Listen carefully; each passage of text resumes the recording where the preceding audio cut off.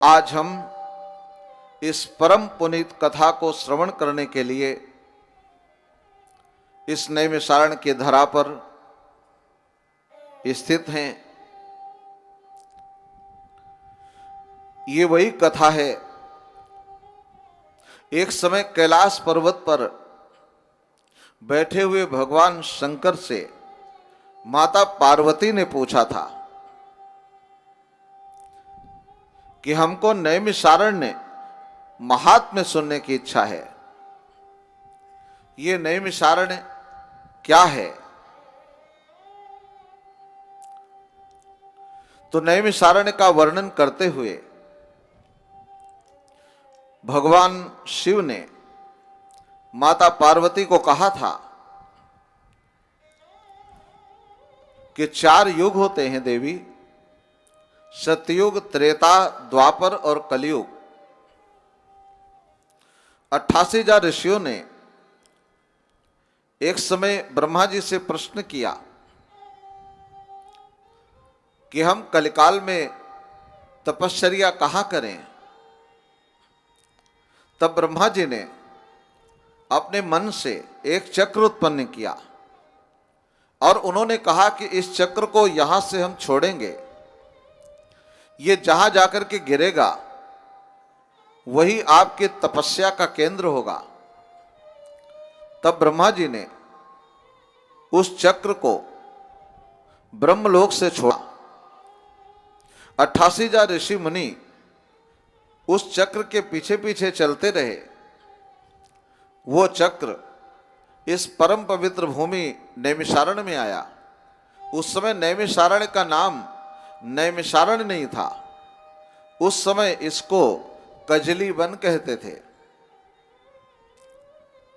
ये कजली वनों में आया और यहां पर बहुत सारे ऋषि मुनि पुरातन काल से याग करते रहते थे और ये स्थली महर्षि दधीची की थी। महर्षि दधीची का ब्रह्म सत्र यहां पर चलता रहता था। तो ये जब चक्र यहां पर आया तो जहां पर कल आपने चक्र तीर्थ देखा है वहां पर एक यज्ञशाला थी, जहां पर ऋषि मुनि नाना प्रकार के यागों को करते रहते थे। वेद मंत्रों की उड़ानें उड़ी जाती थीं। ऋषि मुनियों का याग हर समय चलता रहता था। उसी कुंड में वो चक्र गिर गया। तो जब ये गिरा तो ये इतने वेग से गिरा कि पृथ्वी फट गई। 1 पाताल, 2 पाताल, 3 पाताल, इसी प्रकार ये चक्र रसातल लोक पहुंच गया। 6.5 पाताल नीचे तोड़ गए। तो ऋषि मुनि चिंतित हो गए। उन्होंने सोचा कि 6.5 पाताल तो टूट गए हैं, आधा पाताल शेष बचा है। अगर आधा ये भी टूट जाएगा तो हम तपस्या कहां करेंगे। तब उन्होंने ब्रह्मा जी का आवाहन किया। तो ब्रह्मा जी प्रकट हो गए।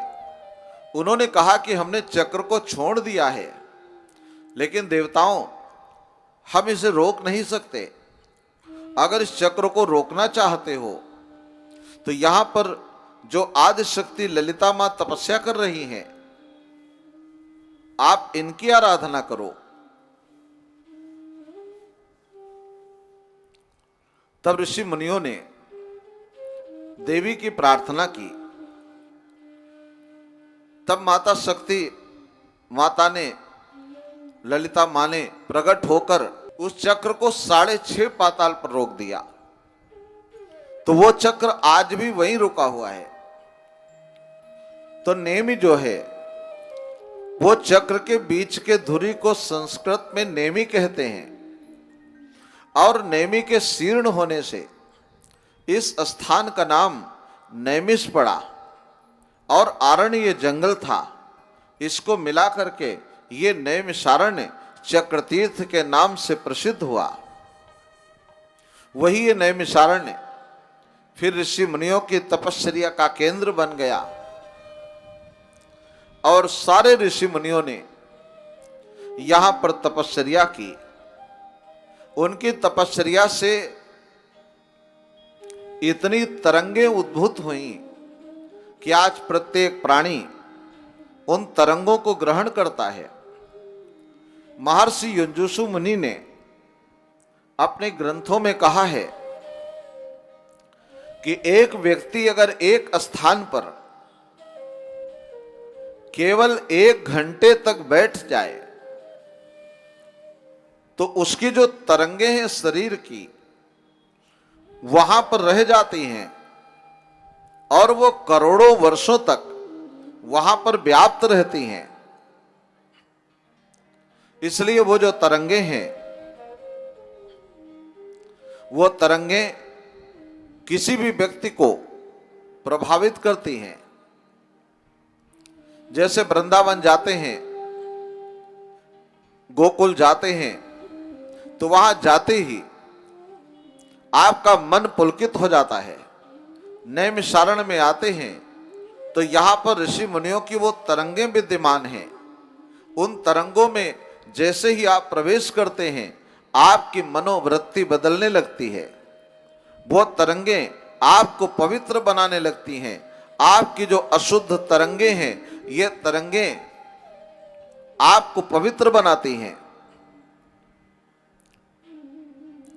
इन तरंगों से व्यक्ति चार्ज हो जाता है। कभी कभी लोग हमको पूछते हैं कि आप कथा करते हो तो आप क्या चार्ज करते हो। तो मैं यही कहता हूं कि नैमिषारण्य में जब व्यक्ति आ जाता है तो कथा के माध्यम से यहाँ की भूमि पर बैठकर वो यहाँ साधना करता है, जप करता है, तो उससे वही चार्ज हो जाता है और उसको चार्ज करने का काम हमारी ये भूमि करती है। और हम इस भूमि में पैदा हुए इसलिए हमारा ये दायित्व है, तो हम हर व्यक्ति को चार्ज करने के लिए ये महासत्र करते हैं कि यहां पर व्यक्ति आकर के उन तरंगों को प्राप्त करे, उसके जीवन में जो कष्ट हैं वो समाप्त हो जाएं। क्योंकि जो ऋषि थे ये सब कष्टों से रहित थे, ये तपस्वी थे, इनके तरंगे यहां विद्यमान हैं, तो आपको वो सारी तरंगें यहां प्राप्त होती हैं। उससे आपका मन, आपका मस्तिष्क, आपकी वाणी, आपका शरीर ये सब स्वस्थ हो जाते हैं।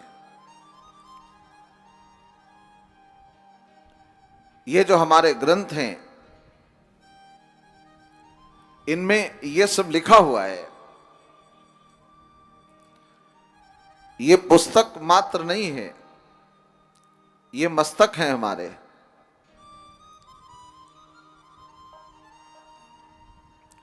ऋषि मुनियों ने इसमें बहुत वर्णन किया है। तो भगवान महादेव ने माता पार्वती को ये नैमिषारण्य की कथा कहते कहते श्रीमद् भागवत की महिमा का गान गाया था। सूत जी ने नैमिषारण्य में 88,000 ऋषियों को कथा सुनाया। सूत जी ने कहा कि शौनक, ये जो भागवत कथा है ये कैसी है?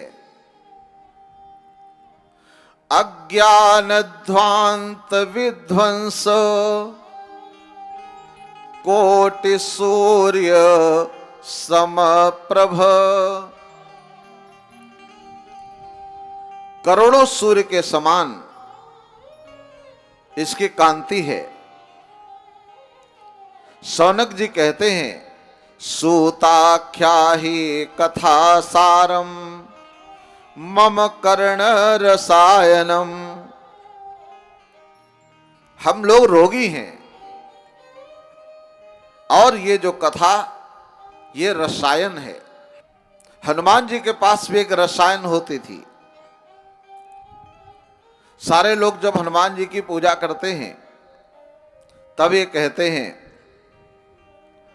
राम रसायन तुमरे पासा, राम रसायन तुमरे पासा, राम रसायन तुम्हारे पासा, राम रसायन तुम्हारे पासा, सदा रहो रघुपति के दासा, सदा रहो रघुपति के दासा, सदा रहो रघुपति के दासा, सदा रहो रघुपति के दासा।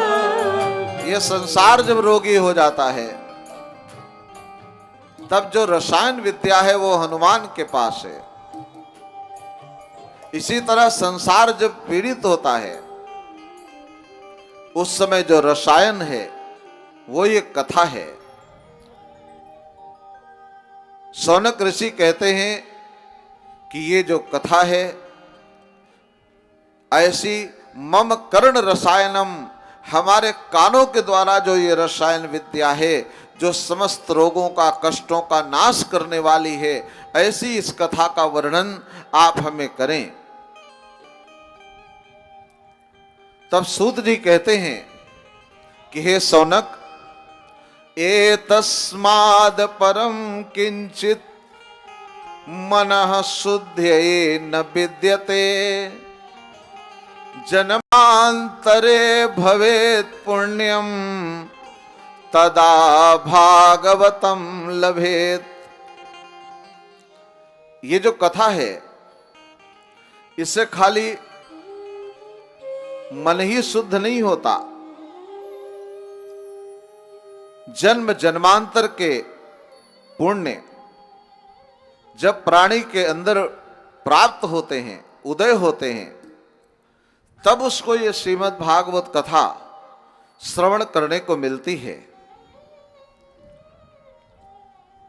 जिस समय राजा परीक्षित को कथा सुनाने के लिए सुखदेव महामुनि विराजमान हुए, उसी समय देवता लोग अमृत का कलश लेकर के आए और कहा कि राजा परीक्षित को यह शाप हो गया है कि इनकी सर्प काटने से मृत्यु हो जाएगी, तो मैं ये अमृत लेकर के आया हूं, ये अमृत आप इनको पिला दीजिए, ये अमर हो जाएंगे, और ये जो कथा रूपी अमृत है ये हमको प्रदान कर दो। तो सूत जी कहते हैं, अभक्ताम ताम च विज्ञाय न ददौ स कथामृतम, श्रीमद्भागवती वार्ता सुराणाम अपि दुर्लभा। सुखदेव जी महाराज ने इनको अभक्त जाना। इन्होंने कहा कि ये देवता बड़े स्वार्थी हैं, ये अमृत दे देते हैं और कथा को प्राप्त करना चाहते हैं, लेकिन जो अमृत है ये तुच्छ है और ये जो कथा है ये महान है। ये श्रीमद् भागवती वार्ता सुराणामपि दुर्लभा, ये देवताओं को भी दुर्लभ है।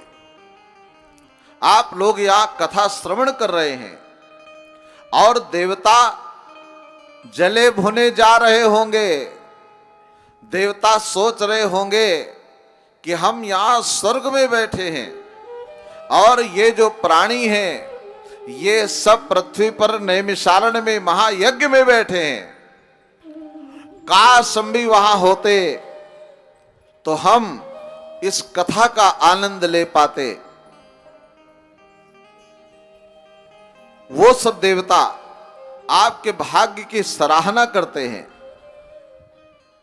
वो सोचते होंगे कि हम भी कथा में सम्मिलित हो जाते, हम भी कथा में चले जाते, हमको भी ये कथा प्राप्त हो जाती। लेकिन ये कथा देवताओं को प्राप्त नहीं है, केवल पृथ्वी पर रहने वाले जो मनुष्य हैं उनके लिए सुखदेव महामुनि ने कृपा करके इस कथा को प्रदान किया है। और इस कथा का वर्णन भगवान महादेव ने माता पार्वती को सुनाया। ये कथा बड़ी अद्भुत है। सूत जी कहते हैं, हे सौनक, अत्र ते कीर्तयिष्यामि भक्ति युक्तम कथानकम सुकेन मम यत् प्रोक्तम अहः शिष्यम विचार्य च। अब मैं आपको वो कथा सुनाता हूं सौनक, जो सुखदेव महामुनि ने हमको अपना परम शिष्य जानकर ये कथा हमको प्रदान की थी। एक समय एकदा तु विशालायाम चत्वार ऋषयो मला सत्संगार्थम समायाता ददृशुः तत्र नारदम। एक बार विशाला नाम की नगरी में ये सनक सनंदन सनत कुमार ये चारों एकत्रित हुए। वहां पर उन्होंने देवऋषि नारद को मलिन मुख देखा, तो उन्होंने नारद जी को पूछा कि कथम ब्रह्मन् दीन मुखः कुतश्चिंतातुरो भवान त्वरितं गम्यते कुत्र कुतश्चागमनं तव। उन्होंने कहा कि हे नारद, आप दीन मुख दिखाई देते हैं, आप हमको बहुत परेशान लग रहे हैं।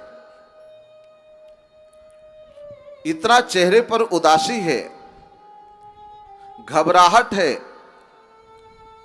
गत भित्तो यथा जनः, जैसे किसी व्यक्ति का सब कुछ लूट लिया गया हो, इस तरह आप परेशान होकर के कहां जा रहे हैं? क्या हो गया है आपको? तो जब नारद जी को मलिन मुख देखा तो कुमार बार बार पूछते हैं, बताइए बताइए। नारद जी कहते हैं, अहम तो पृथ्वीं यातः ज्ञात्वा सर्वोत्तमामिति। मैंने पृथ्वी को सबसे उत्तम लोक माना और उत्तम लोक मान करके हम हरिद्वार, कुरुक्षेत्र, श्वेतबंध, रामेश्वरम समस्त तीर्थों में हमने भ्रमण किया। और भ्रमण करने के बाद हमने यहां देखा कि यहां पर न तपस्या है, न पवित्रता है, न दया है।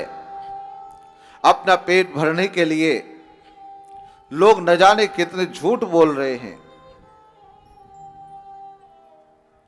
अट्टशूला जनपदा शिवशूला द्विजातयः। जिले के लोग अन्न बेच रहे हैं, ब्राह्मण वेद बेच रहे हैं। मैं ये कलिकाल के दोषों को देखता हुआ यमुना जी के तट पर पहुंचा, जहां पर भगवान कृष्ण ने लीला की थी। और जब मैं वहां पहुंचा तो मैंने देखा कि एक जगह बहुत भीड़ लगी हुई है। दृष्ट्वा दूरात् गतः सोहम कौतुकेन तदंतिकम माम दृष्ट्वा चोत्थिता बाला बिहुवला चाब्रवीद वचः। मैं जब वहां पहुंचा तो हमने देखा कि दो व्यक्ति लेटे हुए हैं, मूर्छा में हैं और एक नारी है, स्त्री है, वो रो रही है। तो मैंने दूर से एक कौतुक देखा, तो मैं उसके पास गया और पास जाकर के मैंने उससे रोने का कारण पूछा। और मैंने उससे पूछा कि आप कौन हैं, आप क्यों रो रही हैं, आपको क्या हो गया है। तो वो खड़े होकर के हाथ जोड़कर बोली, भगवान हमारा नाम भक्ति है। अहम भक्ति ही इति ख्याता इमौ में तनयो मतो।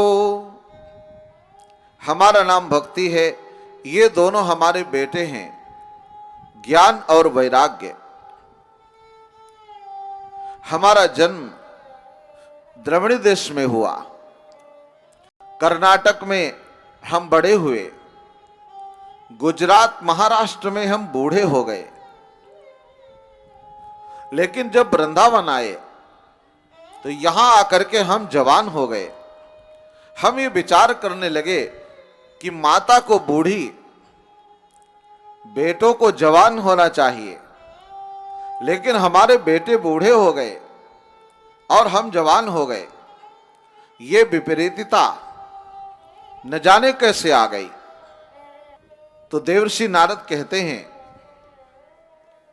कि इस समय संसार में ज्ञान का कोई ग्राहक नहीं रहा,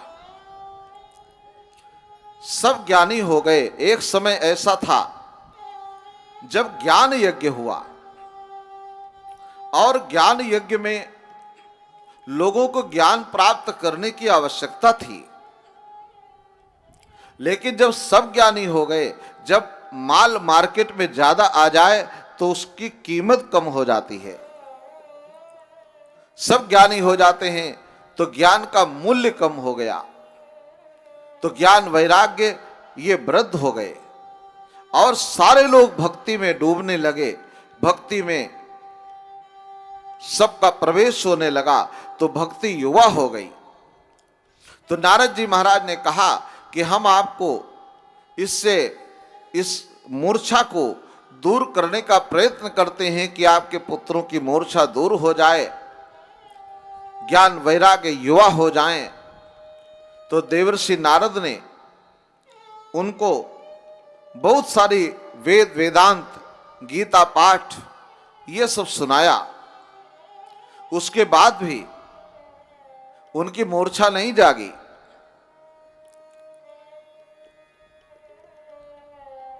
तो देवर्षि नारद चिंतित हो गए।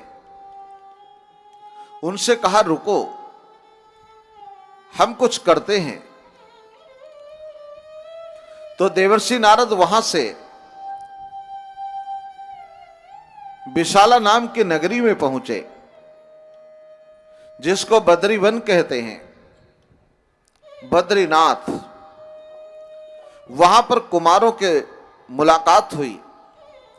तो देवर्षि नारद कुमारों से कहते हैं कि मैं क्या करूं, इनका बुढ़ापा कैसे दूर हो। तो कुमारों ने कहा कि आप इनको श्रीमद् भागवत कथा का पारायण सुनाइए। कथा पारायण सुनने के कारण ज्ञान वैराग्य ये युवा हो जाएंगे और जो भक्ति है ये बूढ़ी हो जाएगी। देवर्षि नारद जब कथा करने बैठे तो सबको बुलाया और सबको आमंत्रित किया उन्होंने, और 7 दिन तक उन्होंने ये कथा वहां पर किया। और जब कथा हुई तब सूत जी कहते हैं, साश्चर्यमेकं समभूत तदानीं तदुच्यते संसृणु शौनकत्वम्। एक आश्चर्यजनक घटना घटी। इस कथा के प्रभाव से जो भक्ति है ये बूढ़ी हो गई, ज्ञान वैराग्य ये युवा हो गए, और भक्ति श्री कृष्ण गोविंद हरे मुरारे, हे नाथ नारायण वासुदेव, ये कहते कहते वो प्रसन्न हो रही थी, नृत्य करने लगी। ये महामंत्र है।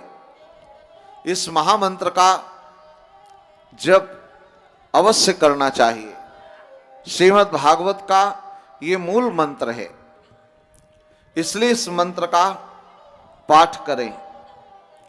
श्री कृष्ण गोविंद हरे मुरारे, श्री कृष्ण गोविंद हरे मुरारे, श्री कृष्ण गोविंद हरे मुरारे, श्री कृष्ण गोविंद हरे मुरारे, हे नाथ नारायण वासुदेव, हे नाथ नारायण वासुदेवा, हे नाथ नारायण वासुदेव, हे नाथ नारायण वासुदेवा, श्री कृष्ण गोविंद हरे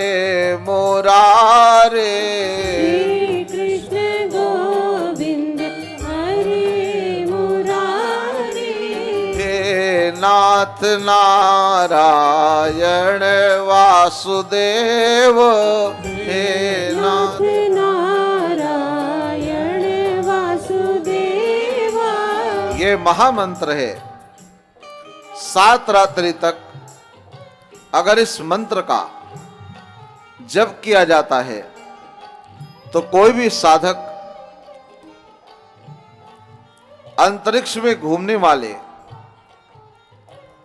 सिद्धों के दर्शन कर सकता है। ये महान मंत्र है। इस मंत्र का सतत जप करना चाहिए। ये मंत्र स्वतः ब्रह्मा जी ने निर्मित किया था और ये भगवान को बहुत प्रिय है। ये अजर और अमर कथा है। भगवान भोलेनाथ माता पार्वती को कथा सुनाते हुए कहते हैं कि ये जो कथा है ये वृद्धावस्था को दूर करने वाली है।